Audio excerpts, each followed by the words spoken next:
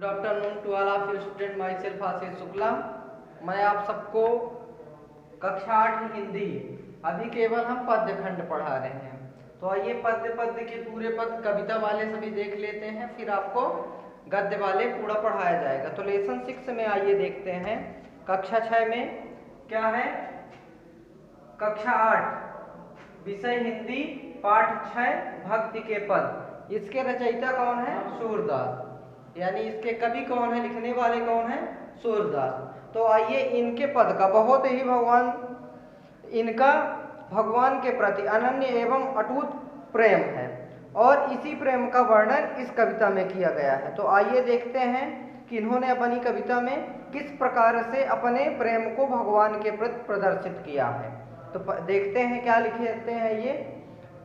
मेरो मन अनत कहाँ सुख पावे, जैसे उड़ जहाज को पंछी, फिर जहाज पर आवो। कमल। ठीक प्रस्तुत पंक्ति में सूरदास जी कहते हैं कि हमारा मन अनंत अन्यत्र जगह में, किसी दूसरे जगह में कहाँ सुख प्राप्त कर सकता है। जिस प्रकार जहाज पर बैठा, समुद्र पे जब जहाज चलती है उस पर बैठा पक्षी अगर उड़ता है तो उसे कहीं शरण नहीं मिलती, पुनः वह वापस आकर उसी जहाज पर बैठता है। ठीक उसी प्रकार सूरदास जी कहते हैं कि हमारा मन अन्य जगह पर बिल्कुल नहीं लग सकता है भगवान श्री कृष्ण के चरण कमलों के सिवा। अगली पंक्ति में कहते हैं, कमल नयन को छाड़ महातम, कमल नयन को छाड़ महातम, और देव को ध्यावे, परम गंग को छाड़ पियासो दुर्मुख कूप खनावे।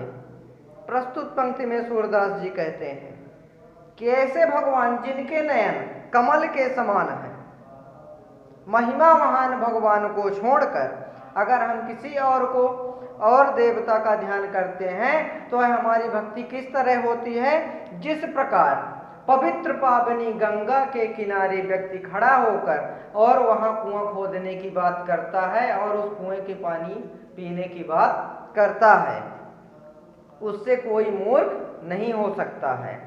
ठीक उसी तरह सूरदास कहते हैं कि हम भगवान श्री कृष्ण के चरण कमलों के सिवा किसी और देव का दर्शन, किसी और देव की भक्ति करना नहीं चाहते।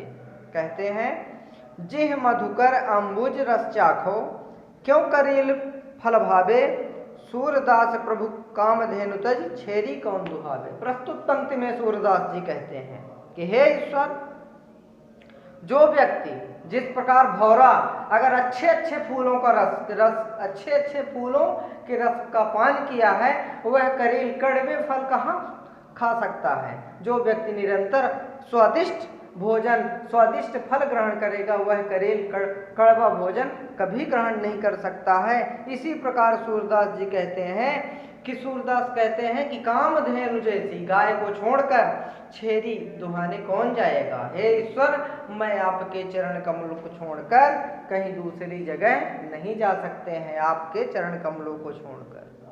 नेक्स्ट अगला देखते हैं पद। अगला पद है तुलसीदास जी का। तुलसीदास जी कहते हैं, तुलसीदास कभी अनन्य प्रेम है, अनन्य प्रेम अटूट प्रेम का वर्णन करते हैं। भगवान श्री राम भक्ति शाखा के ये कवि हैं। तो तुलसीदास जी कहते हैं, जाऊं कहाँ तज चरण तिहारे, हे ईश्वर आपके चरण कमलों को छोड़कर कहाँ जाएं। काको नाम पतित पावन, जग के अति दीन प्यारे। ऐसे देव कौन हैं जो दीन दुखी व्यक्तियों को ध्यान रखते हैं, दीन दुखी व्यक्तियों से प्रेम स्नेह करते हैं। किसका नाम पतित पावन है। ऐसे देवता को हम छोड़कर कहाँ जाएं। कौन देव बराए विरध ही, हठ अधम उधारे। ऐसा कौन सा देवता है, ऐसे कौन से देव हैं जो बार बार भक्त के हठ को पूरा करने के लिए इस भारत भूमि पर अवतार लेते हैं और अधम का उद्धार करते हैं। खग मृग व्याध पाषाण बिटप जड़, जबन कबन सुत तारे। विभिन्न प्रकार के, जैसे खग यानी पक्षी अर्थात जटायु, व्याध मतलब वाल्मीकि जी जो पहले डाकू थे, बिटप यानी श्राप के कारण जो 2 वृक्ष बन गए थे व्यक्ति, उनको इस प्रकार से मनुष्य तथा विभिन्न प्रकार के देव दानव गंधर्वों को वो क्या करते हैं, उद्धार करते हैं। ऐसे देव को हम छोड़कर कहाँ जाएं। देव दनुज मुन नाग मनुज सब माया विषब विचारे। प्रस्तुत पंक्ति में सूरदास जी कहते हैं कि हे ईश्वर, ये यहाँ जो भारत भूमि पर उपस्थित सभी देवगण मनुष्य सब इस मोह माया पे पड़कर आपके नाम का स्मरण नहीं करते हैं, आपको भूल गए हैं। तिनके हाथ दास तुलसी प्रभु का अपनो हारे। प्रस्तुत पंक्ति में तुलसीदास जी कहते हैं, हे ईश्वर, आप हमारे ऊपर कृपा दृष्टि करके हम अपनी यह आप बीती बात किससे बताएं, आप कैसी बात। जाऊं कहाँ तक चरण तिहारे। हे ईश्वर, आपके चरण कमलों को छोड़कर हम कहाँ जाएं। अब नेक्स्ट 2 पद और हैं, इन पद का वर्णन हम आगे नेक्स्ट वीडियो में करते हैं। तब तक के लिए धन्यवाद।